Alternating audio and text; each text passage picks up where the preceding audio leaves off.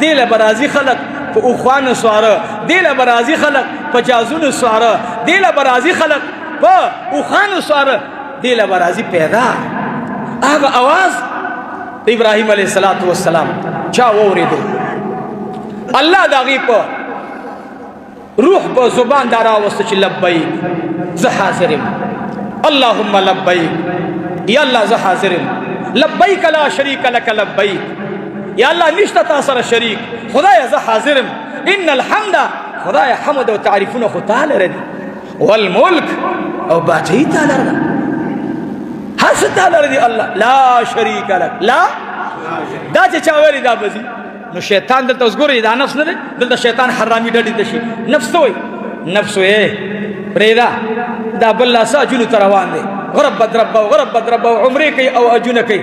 دا خبره د چا ده؟ دا د نفس ده. دغه نفس تا له شک در واچوي.